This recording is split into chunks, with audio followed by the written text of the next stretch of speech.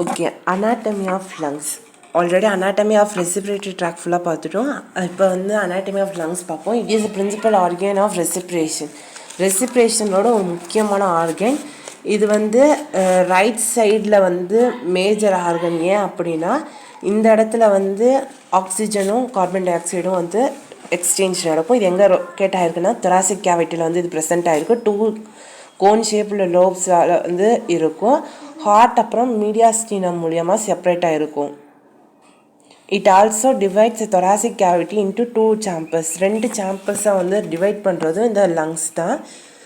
இது வந்து டயஃப்ரம் வரையில் எக்ஸ்டெண்ட் ஆகிருக்கும். டயஃப்ரம் வரையில் எக்ஸ்டெண்ட் ஆகிருக்கும். இதோட அனாட்டமி பார்த்தோம்னா லங் வந்து பிரமிடல் ஷேப்பில் இருக்கும். பேரா தான் இருக்கும். இட் கனெக்ட் டு த ட்ரெக்கியாவால் கனெக்ட் ஆகும். எப்படின்னா ப்ராங்கீஸை வச்சு ட்ரெக்கியாவால் கனெக்ட் ஆகும். டயஃப்ரம் வந்து ஒரு ஃப்ளாட் டோம் ஷேப்பில் வந்து கீழே இருக்கும். தொராசிக் கேவிட்டியோட பேஸில் வந்து இது ப்ரெசென்ட் ஆகிருக்கும் அப்படின்னு சொல்கிறாங்க. லங்ஸ் வந்து என்க்ளோஸ் ஆகும். எதனால் என்க்ளோஸ் ஆகிருக்குன்னா ப்ளூரா அப்படிங்கிற ஒரு இதனால என்க்ளோஸ்ட் ஆகிருக்கும். அப்புறம் மீடியாஸ்டினத்தோட அட்டாச் ஆகிருக்கும். ரைட் லங் வந்து ஷார்ட்டராக இருக்கும் லெஃப்ட் லங்கோட.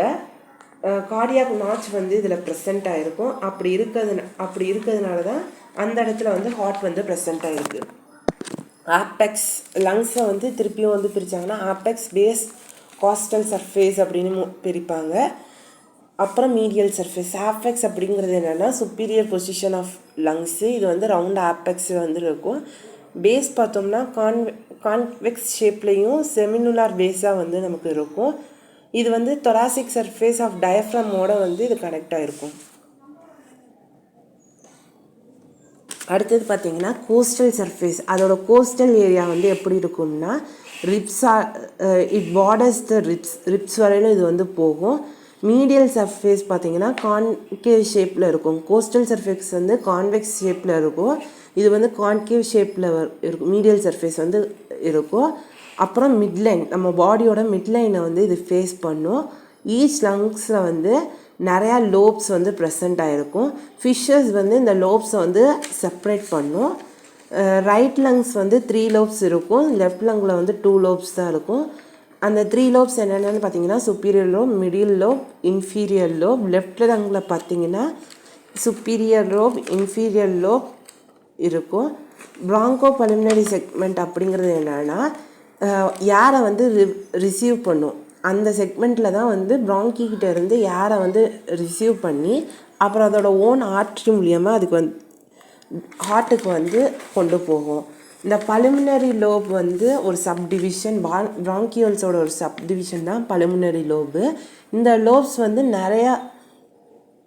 நிறையா பிரான்ச்சஸாக வந்து பிரியும். ஈச் லோப்ஸை வந்து டிவைட் பண்ணும். இஸ் செப்ரேட்டட், அதாவது ஈச் லோப் வந்து செப்பரேட் ஆகும். கனெக்டிவ் டிஷ்யூஸால் செப்பரேட் ஆகி இன்டர் லோபுலர் செப்டம், அதாவது ஒரு லோப் வந்து நிறையா லோப்ஸாக கனெக்டிவ் டிஷ்யூ வச்சு செப்பரேட் ஆகி இன்டர் லோபுலர் செப்டமாக வந்து பிரியும் அப்படின்னு சொல்கிறாங்க.